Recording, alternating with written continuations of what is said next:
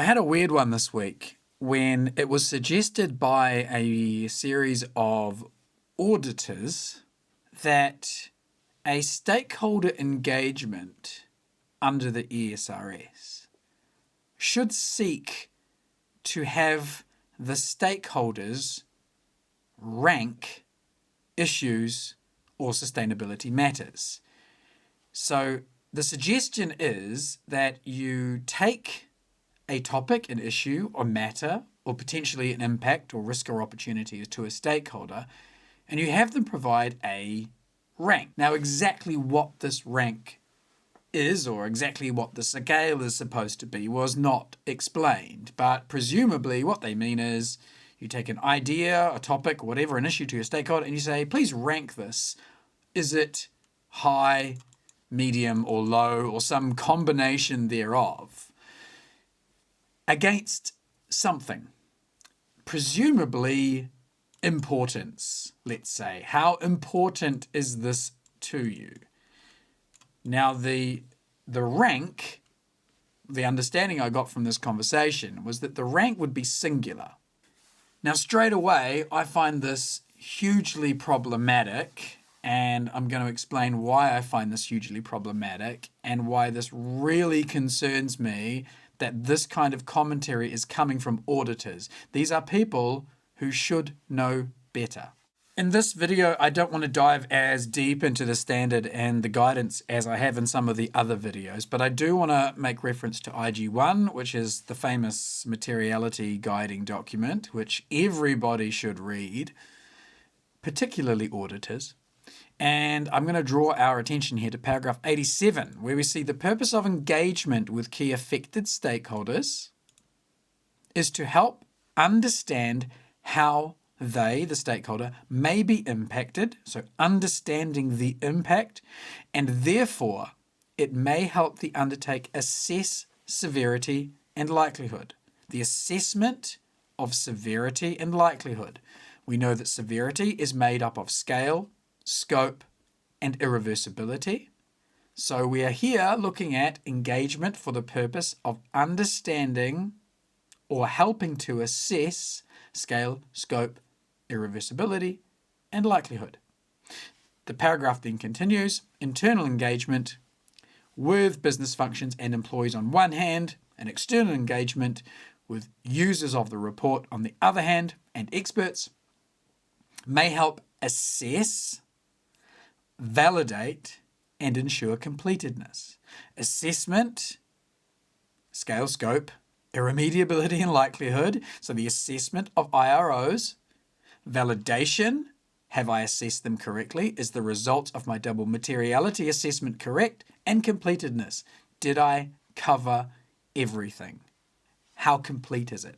So this is where we're involving stakeholders. We're involving them to understand the nature of the impacts and the completedness or the validation of our assessment. How does asking a stakeholder to rank topics or issues or even impacts, if we're going to go to a high level of detail, just to rank them on some kind of arbitrary set of categories, how does that help us in any way with the assessment process or the validation process? I want to go back to the standard itself here and just remind ourselves of the difference between topics, issues, and IROs. Here we are looking at application requirements to ESRS 1. And here we see the topics and the subtopics and the sub-subtopics, which are included in the ESRS, or the sustainability matters. Now, if you were to go to a stakeholder and to say to them, how important is pollution of air to you, pollution of water, pollution of soil, and just to rank some of these things on a scale of, 1 to 5 or 1 to 3, how would that help you in any way assess your impacts, risks, and opportunities?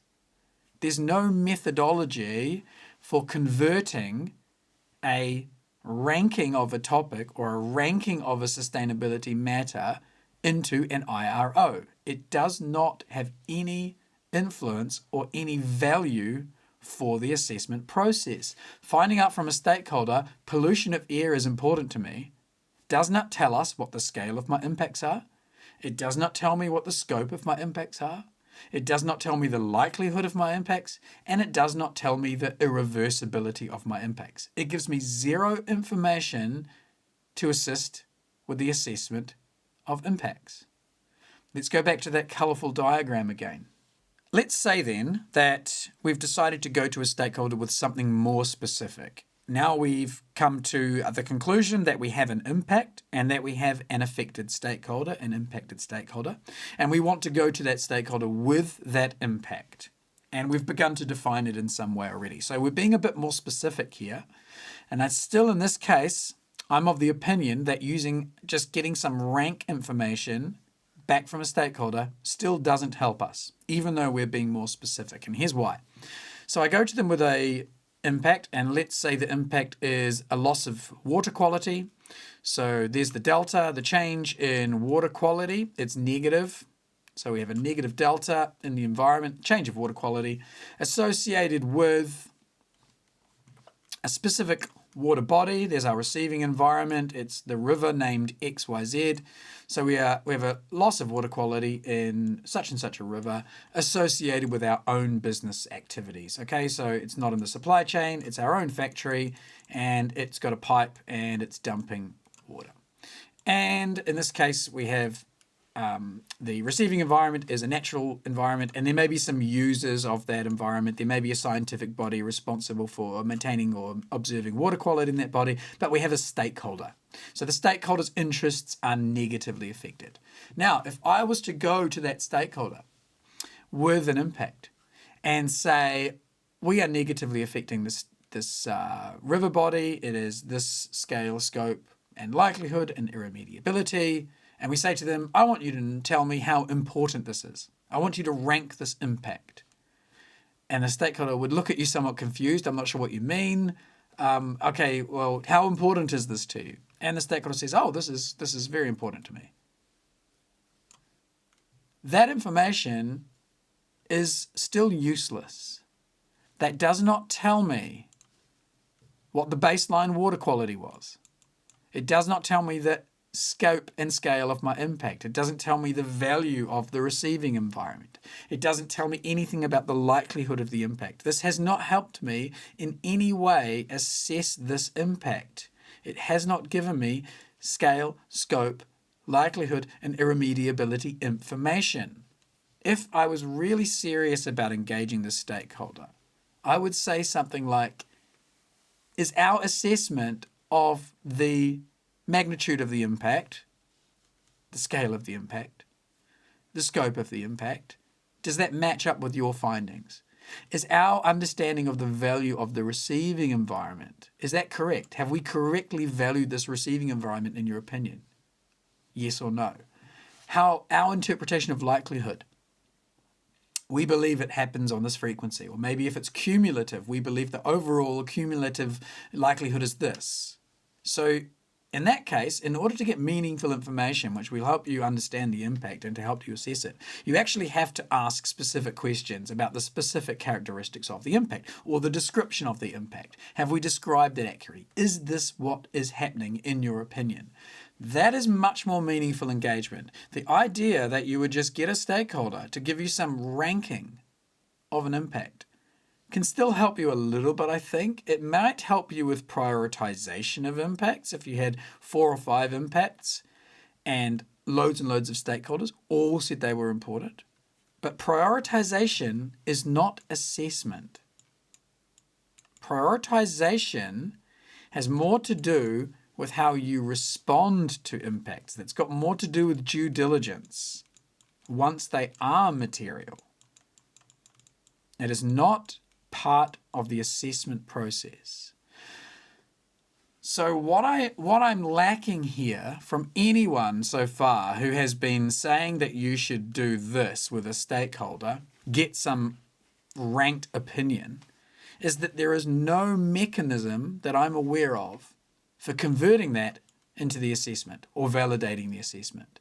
No one I've talked to or no one that I've heard proposing this provides this methodology. What is the method for converting high into the scale of the impact, the scope of the impact, the likelihood of the impact, the reversibility of the impact, and therefore its severity? There is no methodology that I've seen for doing that. Now, maybe it does exist. Maybe people have got formulas that if the impact is high, therefore scale, scope must be high. But then if you're combining 5 or 6 different stakeholders and they all have different rankings, I can see this getting really, really complicated, needing lots of various new methodologies which would all sit on top of the ESRS already. These would be additional methodologies you would have to invent, which sit entirely on top of what the ESRS is already asking.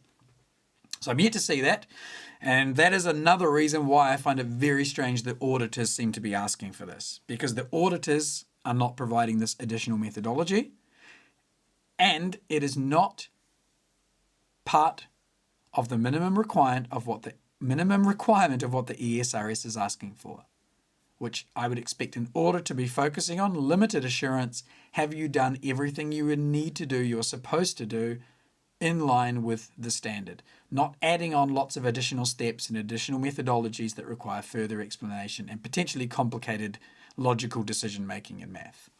So what are your thoughts on this? Am I understanding what people are trying to do here correctly? Maybe I've totally missed the fact that someone has already developed some really nice methodologies for converting high, medium, low into the characteristics of an impact, a risk, or an opportunity.